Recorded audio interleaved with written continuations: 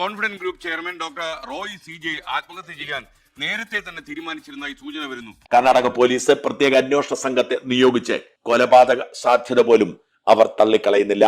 മരണം നടക്കുന്നതിന് തൊട്ടു മുൻപ് റെയ്ഡിനെത്തിയ ആദായ നികുതി വകുപ്പ് ഉദ്യോഗസ്ഥരുമായി വഴക്കോ തർക്കമോ ഉണ്ടായിട്ടില്ലെന്ന് പോലീസ് കണ്ടെത്തി. ഡയറിയിൽ നിർണായക സാമ്പത്തിക ഇടപാടുകളുടെ വിവരങ്ങൾ കണ്ടെത്തിയതായും സൂചനയുണ്ട്. അന്വേഷണത്തിനെതിരെ റോയി കോടതിയിൽ പോയത് മെറിറ്റിന്റെ പേരിലായിരുന്നില്ല, നേരെ മറിച്ച് കേരള ഉദ്യോഗസ്ഥർക്ക് കർണാടകയിൽ എന്ത് കാര്യം എന്ന് ചോദിച്ചായിരുന്നു. ആദായ നികുതി ഉദ്യോഗസ്ഥന്മാരുടെ നിരന്തരമായ പീഡനത്തെ തുടർന്ന് എങ്ങനെ ആവശ്യപ്പെടുന്ന സൗകര്യങ്ങൾ ചെയ്തു കൊടുത്തിട്ടില്ലെങ്കിൽ അവരെ വെച്ചുറപ്പിക്കില്ല എന്നുള്ളതാണ് അവരുടെ നിലപാട്. ആ കുടുംബത്തോട് ക്ഷമ ചോദിക്കുന്നു. ഇങ്ങനെ ഒരു കടുങ്കൈ ചെയ്യേണ്ടി വന്നതിൽ. Hello, I am Mukesh Yadav Madhav. ഇപ്പോൾ ഏറ്റവും കൂടുതൽ ചർച്ച ചെയ്തുകൊണ്ടിരിക്കുന്നത് റോയി എന്ന് പറയുന്ന വ്യവസായിയുടെ ആത്മഹത്യയെക്കുറിച്ചാണ്. പലരും പല രീതിയിലാണ് കഥകൾ മെനഞ്ഞുണ്ടാക്കുന്നത്. ചിലർ പറയുന്നു റെയ്ഡിനെ തുടർന്ന് ഉദ്യോഗസ്ഥരുടെ സമ്മർദ്ദം മൂലമാണ് അദ്ദേഹം ആത്മഹത്യ ചെയ്തതെന്ന്. എന്നാൽ പോലീസ് ഇപ്പോൾ വ്യക്തമാക്കുന്നത് അദ്ദേഹം ആത്മഹത്യ ചെയ്യുന്നതിന് തൊട്ട് മുമ്പൊന്നും ഈ റെയ്ഡിന് വന്ന ഉദ്യോഗസ്ഥർ അദ്ദേഹത്തോട് മോശമായിട്ട് സംസാരിച്ചില്ല, അദ്ദേഹത്തെ സമ്മർദ്ദത്തിലാക്കുന്ന ഒരു ചോദ്യവും ചോദിച്ചില്ല എന്നൊക്കെയാണ്. അതുപോലെ തന്നെ ആ ഉദ്യോഗസ്ഥരും പറയുന്നത് തന്നെയാണ്. അങ്ങനെയെങ്കിൽ റോയി എന്തിനാണ് 28-ാം തീയതി അവിടെ വന്നത്? അത് അദ്ദേഹത്തെ വിളിപ്പിച്ചതുകൊണ്ടല്ലേ വന്നത്? അതുപോലെ തന്നെ 28, 29, 30 എന്നീ ദിവസങ്ങളിൽ അവിടെ എന്താണ് പിന്നെ നടന്നത്? അവിടെ സെർച്ച് ചെയ്യുകയായിരുന്നു എന്ന് വ്യക്തമാണ്. അങ്ങനെയുള്ളപ്പോൾ ഈ ഉദ്യോഗസ്ഥരെ ഞങ്ങൾ റോയിയെ ചോദ്യം ചെയ്തിട്ടില്ല എന്ന് പറയുകയാണെങ്കിൽ അദ്ദേഹം എന്തിന് ആത്മഹത്യ ചെയ്യണം? ഒരു ഡയറി പോലീസ് നേരത്തെ തന്നെ പിടിച്ചെടുത്തിരുന്നു, അല്ലെങ്കിൽ കസ്റ്റഡിയിൽ എടുത്തിരുന്നു. ഈ ഡയറിയിലുള്ള വിശദാംശങ്ങളാണ്, അത് ഏകദേശം ആത്മഹത്യാക്കുറിപ്പിന് സമാനമായ ചില വിവരങ്ങളാണ് അതിൽ ഉള്ളത് എന്നുള്ളതാണ് മനസ്സിലാക്കാൻ സാധിക്കുന്നത്. അതിൽ ഏറ്റവും പ്രധാനപ്പെട്ട കാര്യം, ജനുവരി 31-ാം തീയതി സഹോദരനെ വിളിച്ചത് പോലും ഈ ഒരു തീരുമാനത്തിന് ശേഷമാണ്, അല്ലെങ്കിൽ ജീവനെടുക്കാൻ തീരുമാനത്തിന് ശേഷമാണ് എന്ന തരത്തിലുള്ള വിശദീകരണങ്ങളൊക്കെയാണ് ഈ പറഞ്ഞ ഡയറി കുറിപ്പിൽ ഉള്ളത്. വിദേശത്തുള്ള ചില ബിസിനസ്സുകളിലെ തിരിച്ചടി സംബന്ധിച്ചുള്ള വിശദാംശങ്ങളുണ്ട്. ഒരുപക്ഷെ ഇത് രാഷ്ട്രീയമായിട്ട് പലരും ഉപയോഗിക്കുന്ന ഒരു ടൂൾ ആയതുകൊണ്ടായിരിക്കാം ഇങ്ങനെ പറയേണ്ടി വരുന്നതെന്ന് തോന്നുന്നു. കാരണം പലരും പല പാർട്ടിയും ഇതിൽ പഴിചാരുന്നു എന്നുള്ളത് വ്യക്തമാണ്. അവിടെയൊക്കെ അപ്പോഴും വീണ്ടും സംശയം തോന്നുകയാണ്, റോയി ഒരു കാരണവുമില്ലാതെ ആത്മഹത്യ ചെയ്യുമോ?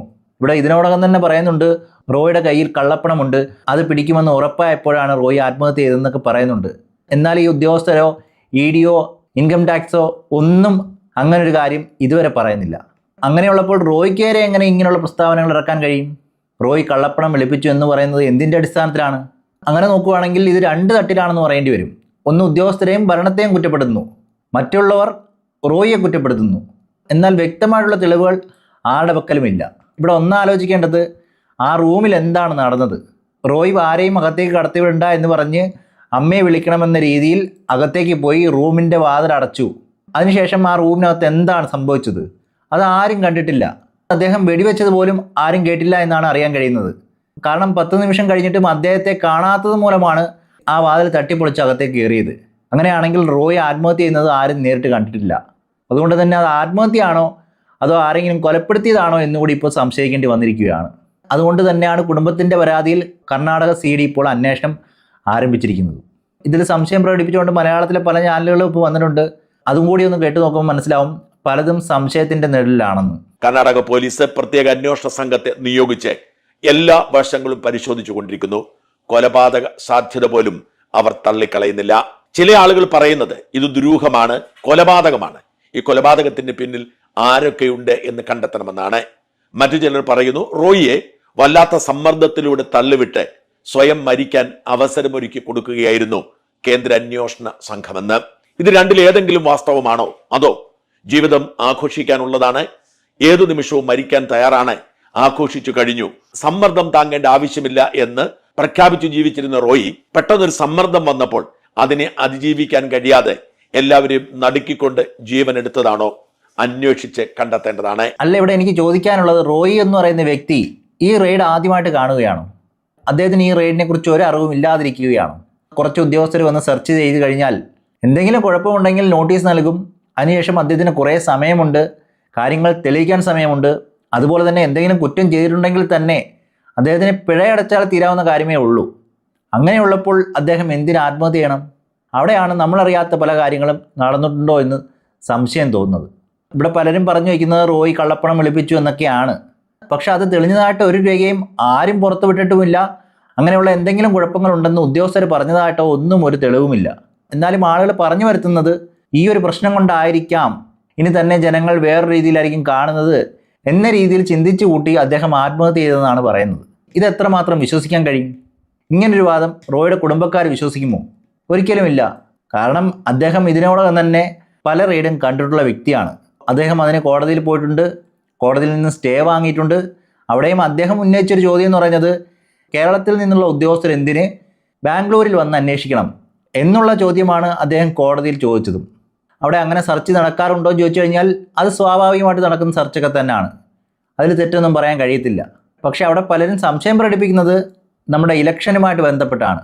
ഇലക്ഷൻ ഓരോ പാർട്ടിക്കും 200-300 കോടിയോളം രൂപ വേണം, അതും ഭരിക്കുന്നവർ തന്നെ ജയിച്ചതാണ്. ഭരിക്കുന്നവർ റോയിയെ സമ്മർദ്ദത്തിലാക്കി രാഷ്ട്രീയവൽക്കരിക്കാനും ശ്രമിക്കുന്നുണ്ട് എന്നും ഓർക്കേണ്ടതാണ്. ആ ഒരു നീക്കവും ഈ ആത്മഹത്യയുമായിട്ട് ബന്ധിപ്പിക്കില്ലേ എന്നാണ് ഇപ്പോൾ പലരും പറയുന്നത്. ഉദാഹരണത്തിന് രാഷ്ട്രീയമായിട്ട് ഇതിനെ കേന്ദ്ര സർക്കാരിനെതിരെ ഉപയോഗിക്കാനായിട്ട് താല്പര്യമുള്ള ആൾക്കാരുണ്ട്. കാരണം IT ഡിപ്പാർട്ട്മെന്റ് ഒരു സെർച്ച് നടത്തുക എന്നുള്ളത് ഒരു സ്വാഭാവിക നടപടിക്രമമാണ്. IT ഡിപ്പാർട്ട്മെന്റിനെ സംബന്ധിച്ചിടത്തോളം ഒരു സെർച്ച് നടത്തുക എന്നുള്ളത് നിയമപരമായി അംഗീകരിക്കപ്പെട്ടതൊന്നാണ്, അവരുടെ റുട്ടീനായിട്ടുള്ള ഒരു പ്രാക്ടീസാണ്. തന്നെയുമല്ല അത് ഏറ്റവും പ്രധാനപ്പെട്ട ഒരു പ്രൊസീജിയറലായിട്ടുള്ള ഓപ്പറേഷനുമാണ്. അവർക്ക് ഇത് നടത്തിയതിനു ശേഷം മാത്രമേ ആൾക്കാരുടെ ഇൻകം റിലേറ്റഡ് ആയിട്ടുള്ള കാര്യങ്ങളെക്കുറിച്ചിട്ടുള്ള കൂടുതൽ വിവരങ്ങൾ ഉണ്ടാവുകയുള്ളൂ. അതുമായി ബന്ധപ്പെട്ട് എന്തെങ്കിലും നടപടി സ്വീകരിക്കണമെങ്കിൽ, കൂടുതൽ വിവരങ്ങൾ ആരായണമെങ്കിലും ഒക്കെ ഈ ഒരു സെർച്ച് എന്നുള്ളത് വളരെ റെലവൻ്റ് ആയിട്ടുള്ള ഒരു കാര്യമാണ്. റെയ്ഡ് എന്ന വാക്ക് പോലും അവർ സാധാരണ ഉപയോഗിക്കാറില്ല, സെർച്ച് എന്നുള്ള വാക്കാണ് കൂടുതലായിട്ടും ഉപയോഗിക്കുന്നത്. അതുകൊണ്ട് തന്നെ ഒരു ബിസിനസ്സുകാരൻ്റെ ഓഫീസ് ഓക്കെ ശരിയായിരിക്കാം, പക്ഷേ ഇതൊരു സാധാരണ സെർച്ചാണോ? അല്ല, ഇത് കുറേ നാളായിട്ട് തുടങ്ങിയൊരു സെർച്ചാണ്. അതായത് ആദ്യ കാലഘട്ടങ്ങളിൽ സെർച്ച് തുടങ്ങിയ സമയത്ത് അദ്ദേഹം അതിനെ എതിർക്കുകയും ഹൈക്കോടതിയിൽ നിന്ന് സ്റ്റേ വാങ്ങുകയും ചെയ്തതാണ്. അതും അദ്ദേഹം ആക്ഷേപം ഉന്നയിച്ചത് കേരളത്തിലെ ഉദ്യോഗസ്ഥർ എന്തിനു വന്ന് ബാംഗ്ലൂരിൽ അന്വേഷണം നടത്തണം എന്നുള്ള രീതിയിലാണ് അദ്ദേഹം ചോദിച്ചതെന്നാണ് അറിയാൻ കഴിഞ്ഞത്. ആ രീതിയിൽ തന്നെയാണ് പിന്നീട് സ്റ്റേ കിട്ടിയതും. എന്നാൽ അതിൻ്റെ കാലാവധി കഴിഞ്ഞതിന് ശേഷം വീണ്ടും അവർ അന്വേഷണം തുടങ്ങിയിരിക്കുന്നു. അതുകൊണ്ട് തന്നെ ഇതൊരു സാധാരണ സെർച്ചായിട്ട് പറയാൻ കഴിയില്ല. ഇത് ഹൈക്കോടതിയിൽ പോയതാണ്, സ്റ്റേ വാങ്ങിയതാണ്, അതിനുശേഷം വീണ്ടും ആരംഭിച്ചതാണ്. അതുകൊണ്ട് തന്നെയാണ് റോയിയുടെ കുടുംബവും റോയിയും റോയിയുടെ സഹോദരങ്ങളും എല്ലാം പറയുന്നത് ഈ ഉദ്യോഗസ്ഥർ റോയിയെ സമ്മർദ്ദത്തിലാക്കി എന്ന് പറയുന്നത്. ഇതിൽ പോലീസിൻ്റെതായ രീതിയിലുള്ള കണ്ടെത്തലുകൾ നടത്തിയിരിക്കുന്നത് റോയി ആത്മഹത്യ ചെയ്യുന്നതിന് തൊട്ട് മുമ്പ് ചോദ്യങ്ങളൊന്നും ചോദിച്ചിരുന്നില്ല. അദ്ദേഹത്തിൻ്റെ റൂമിലോട്ട് പോവുകയായിരുന്നു, അമ്മയോട് തനിയെ സംസാരിക്കണമെന്ന് പറഞ്ഞ് അവിടെയുള്ള ജീവനക്കാരെ ആരെയും അങ്ങോട്ട് കയറ്റി വേണ്ട എന്ന് പറഞ്ഞാണ് അദ്ദേഹം റൂമിനുള്ളിലേക്ക് പോയതും ആത്മഹത്യ ചെയ്തതും. പക്ഷേ ആത്മഹത്യ ചെയ്തതായിട്ട് ആരും കണ്ടതുമില്ല, അറിഞ്ഞതുമില്ല. പിന്നീട് 10-15 മിനിറ്റ് കഴിഞ്ഞതിന് ശേഷം അദ്ദേഹത്തെ കാണാത്തത് മൂലമാണ് വാതിൽ കുത്തി തുറന്ന് ജീവനക്കാരും ഉദ്യോഗസ്ഥരുമെല്ലാം അകത്തേക്ക് കടന്നത്. ആ സമയത്താണ് അദ്ദേഹം സ്വയം വെടിവെച്ച് മരിച്ചു എന്ന് അവർ മനസ്സിലാക്കുന്നത്. അതും നേരിട്ട് കണ്ടിട്ടില്ല, ആ റൂമിനകത്ത് എന്താണ് നടന്നതെന്ന് ആരും കണ്ടിട്ടില്ല. അങ്ങനെയുള്ളപ്പോൾ അത് ആത്മഹത്യയാണ് എന്നിങ്ങനെ പറയാൻ കഴിയും? അവിടെ പക്ഷേ റോയി മരിക്കുന്നതിന് മുമ്പ് അന്നേ ദിവസം 11 മണിക്ക് റോയി സഹോദരനോട് പറഞ്ഞിരുന്നു ഞാൻ സമ്മർദ്ദത്തിലാണെന്ന്. അങ്ങനെയുള്ളപ്പോൾ ഉദ്യോഗസ്ഥർ പറയുന്നത് വേറൊന്ന്, റോയി പറഞ്ഞെന്ന് പറഞ്ഞ് സഹോദരൻ പറഞ്ഞത് വേറൊന്ന്. ഇവരാരും കണ്ടോ എന്ന് ചോദിച്ചു കഴിഞ്ഞാൽ ആത്മഹത്യ ചെയ്യുന്നത് ആരും കണ്ടിട്ടുമില്ല. അന്വേഷണത്തിനെതിരെ റോയി കോടതിയിൽ പോയത് മെറിറ്റിന്റെ പേരിലായിരുന്നില്ല, നേരെ മറിച്ച് കേരള ഉദ്യോഗസ്ഥർക്ക് കർണാടകയിൽ എന്ത് കാര്യം എന്ന് ചോദിച്ചായിരുന്നു. അവിടെ റോയി മറന്നുപോയത് ഇൻകം ടാക്സും എൻഫോഴ്സ്മെന്റ് ഡയറക്ടറേറ്റും CBI അടക്കമുള്ള കേന്ദ്ര അന്വേഷണ ഏജൻസികൾക്ക് ഏത് യൂണിറ്റിലുള്ളവരെയും ഒരു അന്വേഷണ ചുമതല ഏൽപ്പിക്കാമെന്നതാണ്. കേരള യൂണിറ്റ് കർണാടകയിൽ ഒരു കേസ് അന്വേഷിക്കണമോ എന്ന് തീരുമാനിക്കേണ്ടത് ഇൻകം ടാക്സ് ഡിപ്പാർട്ട്മെന്റ് ആണ്. ഇൻകം ടാക്സ് ഡിപ്പാർട്ട്മെന്റ് അധികാരമില്ലാതെയാണ് ഇവർ അന്വേഷിച്ചതെന്ന് പറഞ്ഞിട്ടില്ല. ഇതെല്ലാം വിശദമാക്കുന്നത് വലിയൊരു അന്വേഷണം നടന്നിരുന്നു, ഈ അന്വേഷണത്തിന്റെ ഭാഗമായി ചില ഞെട്ടിക്കുന്ന വിവരങ്ങൾ കണ്ടെത്തിയിരുന്നു, അതിന് വിശദീകരണം കൊടുക്കാൻ കഴിഞ്ഞിരുന്നില്ല എന്നത് തന്നെയാണ്.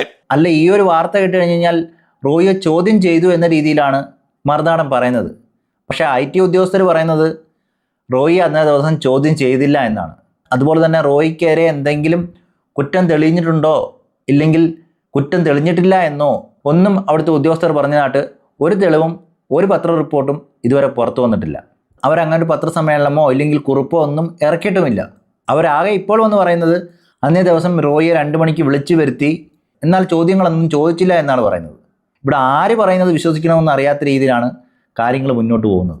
ചില മാധ്യമങ്ങൾ പറയുന്നത് ചോദ്യം ചെയ്തു എന്ന്, ചിലർ പറയുന്നത് ചോദ്യം ചെയ്തില്ല എന്ന്, ചിലർ പറയുന്നു റോയിൽ നിന്ന് എന്തൊക്കെ കണ്ടെടുത്തു എന്ന്, ചിലർ പറയുന്നു കുറേ നാളുകളായിട്ട് തുടങ്ങിയ അന്വേഷണമാണ് റോയി എന്തോ കുറ്റം ചെയ്തെന്ന് തെളിഞ്ഞു എന്ന്. എന്നാൽ ഇൻകം ടാക്സിൽ നിന്ന് ഒരു പത്രക്കുറിപ്പോ ഇല്ലെങ്കിൽ റോയി കുറ്റം ചെയ്തതായിട്ടോ ഒന്നും ഇതുവരെ പുറത്തു വന്നിട്ടില്ല. അങ്ങനെ വരാത്ത സ്ഥിതിക്ക് റോയി കുറ്റം ചെയ്തു എന്ന് എങ്ങനെ പറയാൻ കഴിയും? ഇനി ഇത് കഴിഞ്ഞു വരുന്നോന്ന് അറിയത്തില്ല. എന്തായാലും റോയി കോടതിയിൽ പോയത് കേരളത്തിലുള്ള ഉദ്യോഗസ്ഥരെന്തിന് ബാംഗ്ലൂരിൽ വന്ന് സെർച്ച് ചെയ്യണം എന്നുള്ളതിനെ ചോദ്യം ചെയ്തായിരുന്നു. അതിലെന്തെങ്കിലും തെറ്റ് ഉദ്യോഗസ്ഥരുടെ ഭാഗത്തു നിന്നുണ്ടെന്ന് എനിക്ക് തോന്നുന്നില്ല. അവർക്ക് അങ്ങനെ അന്വേഷണം നടത്തുന്നതിൽ തെറ്റില്ല എന്ന് തന്നെയാണ് മനസ്സിലാക്കേണ്ടത്. ഒരുപക്ഷെ റോയ്ക്ക് അത് അറിഞ്ഞുകൂടായിരുന്നോ എന്നുള്ളതും സംശയത്തോടെ ഇപ്പോൾ നോക്കിക്കാണേണ്ടതുണ്ട്. അതുകൊണ്ട് തന്നെ ഒരു ബിസിനസ്സുകാരൻ്റെ ഓഫീസിലോ വീട്ടിലോ IT ഡിപ്പാർട്ട്മെൻറ്റിൻ്റെ ഒരു റെയ്ഡ് നടക്കുന്നു എന്നതിൽ അസ്വാഭാവികമായിട്ട് ഒന്നും തന്നെ ഉണ്ടാകേണ്ടതില്ല. അത് വളരെ സ്വാഭാവികമായിട്ടുള്ള ഒരു നടപടിക്രമമാണ്. ഇവരെ ആരെയും അറസ്റ്റ് ചെയ്ത് കൊണ്ടുപോവുകയോ അല്ലെങ്കിൽ അവർക്ക് ഉടനെ തന്നെ ഏതെങ്കിലും ഒരു ക്രിമിനൽ കേസ് ചാർജ് ചെയ്യുകയോ അങ്ങനെ ചെയ്ത പരിപാടികളൊന്നുമില്ല. അവരെന്തെങ്കിലും തരത്തിലുള്ള ഒരു ഇറഗുലാരിറ്റി കണ്ടു കഴിഞ്ഞാൽ അതുമായി ബന്ധപ്പെട്ട് വിശദീകരണം ചോദിക്കുന്നു. അതിനെ എതിർക്കുന്നതിന് വേണ്ടി ചാലഞ്ച് ചെയ്യുന്നതിന് വേണ്ടിയിട്ട് മൾട്ടിപ്പിൾ അവന്യൂസ് ആ ഡിപ്പാർട്ട്മെൻറ്റ് തന്നെ കൊടുക്കുന്നുണ്ട്. അതുകൂടാതെ നമ്മുടെ നാട്ടിൽ ലഭ്യമായിട്ടുള്ള എല്ലാ നിയമവ്യവഹാര സംവിധാനങ്ങളും ആൾക്കാർക്ക് ഉപയോഗിക്കാം. കോടതികളിലേക്ക് പോകാം, സുപ്രീം കോടതിയിൽ വരെ പോകാം. അങ്ങനെ ഒരു റെമഡിക്ക് വേണ്ടി ശ്രമിക്കാവുന്നതാണ്. അതിലൊരു സെറ്റിൽമെൻറ്റ് ഉണ്ടാവുകയാണ് എങ്കിൽ എത്ര പണമാണ് പെനാൽറ്റി ആയിട്ട് അടയ്ക്കേണ്ടത് എന്നതിൽ തീരുമാനമുണ്ടാകുമ്പോൾ അതിനനുസരിച്ച് പെനാൽറ്റി അടച്ചു കഴിഞ്ഞാൽ അതിൻ്റെ നടപടിക്രമങ്ങളെല്ലാം തന്നെ അവസാനിപ്പിക്കുന്നതുമാണ്. അപ്പോൾ സാധാരണ ഒരു പോലീസ് കേസ് പോലെയോ അല്ലെങ്കിൽ ഒരു CBI അന്വേഷണം, അതെ, ഒരു പിഴ അടച്ചാൽ മാത്രം തീരാവുന്ന വിഷയമേ ഉണ്ടായിരുന്നുള്ളൂ. അതുപോലെ തന്നെ IT ഉദ്യോഗസ്ഥർ അന്വേഷിക്കുന്നതിൽ തെറ്റും പറയാൻ കഴിയത്തില്ല. അവർ 3 ദിവസം അന്വേഷണം നടത്തിയെന്ന് തന്നെയാണ് വ്യക്തമാവുന്നതും. പക്ഷെ അങ്ങനെയെങ്കിൽ ഉദ്യോഗസ്ഥരുടെ ഭാഗത്തു നിന്നും ചട്ടലംഘനം നടന്നിട്ടുണ്ടോ എന്നും അന്വേഷിക്കേണ്ടതാണ്. കാരണം ഈ തോക്ക് റോയുടെ കയ്യിൽ എങ്ങനെ എത്തിപ്പെട്ടു, അതൊരു സംശയം തന്നെയല്ലേ. അന്വേഷിക്കുന്നതിൽ തെറ്റില്ല, അന്വേഷിക്കാം. പക്ഷെ അന്വേഷണം നടത്തുമ്പോൾ ചട്ടങ്ങൾ പാലിച്ചു വേണ്ടേ അന്വേഷണം നടത്താൻ. അവിടെ തോക്ക് എങ്ങനെ റോയിയുടെ കയ്യിൽ കിട്ടി, അത് 3 ദിവസമായിട്ട് അന്വേഷിക്കുന്നു എന്നാണ് പറയുന്നത്. അങ്ങനെയുള്ളപ്പോൾ അന്വേഷണം നടത്തിയെന്ന് പറയുന്നുണ്ട്, എന്നാൽ എല്ലാ ചട്ടങ്ങളും പാലിച്ചാണോ എന്ന് ചോദിച്ചു കഴിഞ്ഞാൽ അങ്ങനെ അല്ല എന്നാണ് മനസ്സിലാവുന്നത്. ഇങ്ങനെയുള്ള കൺഫ്യൂഷനാണ് റോയിയുടെ ആത്മഹത്യയാണോ എന്ന് വരെ സംശയത്തിനിടയാക്കുന്നത്.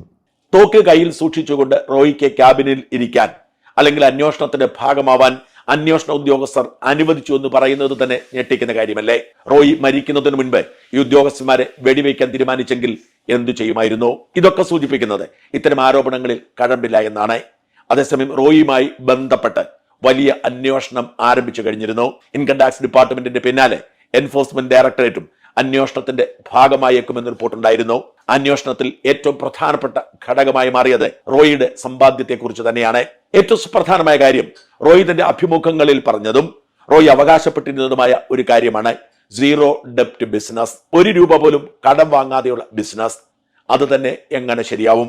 ലോകത്താർക്കെങ്കിലും 1 രൂപ പോലും കടം വാങ്ങാതെ ബിസിനസ് ചെയ്യാൻ കഴിയുമോ? അത് അസാധ്യമായ കാര്യമാണ്. ലോകത്തെല്ലാ ബിസിനസ്സുകൾക്കും കടമുണ്ടാവും. അക്കൗണ്ടിംഗ് പർപ്പസിനെങ്കിലും കടം വാങ്ങാതിരിക്കാൻ നിവർത്തിയില്ല. ഇതിൽ റോയ് പല പ്രാവശ്യം പറയുന്നത് താങ്കൾ ഇല്ലീഗലായിട്ടൊരു ബിസിനസ് നടത്തുന്നില്ല എന്ന് തന്നെയാണ്. അത് 100% വിശ്വസിക്കാൻ ആർക്കും കഴിയത്തില്ല. കാരണം ഇത്രയും പണം സമ്പാദിക്കുന്നു എന്ന് പറയുമ്പോൾ പലരും ഇല്ലീഗലായിട്ടാണ് ഉണ്ടാക്കിയെന്നാണ് പറയുന്നതും പറഞ്ഞു വരുത്തുന്നതും. അതിൻ്റെ സത്യാവസ്ഥ എത്രമാത്രമുണ്ടെന്ന് കുറച്ച് നാളുകൾ കഴിയുമ്പോൾ മാത്രമേ മനസ്സിലാകത്തുള്ളൂ. പക്ഷേ ഇവിടെ റോയ് തികച്ചും വ്യത്യസ്തനാണ്. അദ്ദേഹത്തിന് കടമില്ല, അദ്ദേഹം ബാങ്കിൽ നിന്ന് ലോൺ എടുത്തിട്ടില്ല, അതുപോലെ തന്നെ റോയ് ഇല്ലീഗലായിട്ട് ബിസിനസ് ചെയ്യത്തില്ല എന്നും കൂടിയാണ് പറയുന്നത്. കോൺഫിഡൻറ്റ് ഗ്രൂപ്പ് ഞങ്ങൾ എപ്പോഴും ഇന്നേ വരെ മറുപടി അല്ലാതെ ഞങ്ങൾ ഒരു പ്രോജക്റ്റ് പോലും കോൾ ഓഫ് ചെയ്തിട്ടില്ല. ഞങ്ങൾ ഡീവിയേഷന് പോകാറില്ല, റൂൾ ബ്രേക്ക് ചെയ്യാറില്ല. അപ്പോൾ അന്ന് തന്നെ ഈ ഒരു പ്രശ്നമുണ്ടായിരുന്നു 2008 തന്നെ. അങ്ങനെ കോൺഫിഡൻറ്റ് ആ പ്രോജക്റ്റിനെ ഡ്രോപ്പ് ചെയ്തു, കോൾ ഓഫ് ചെയ്തു.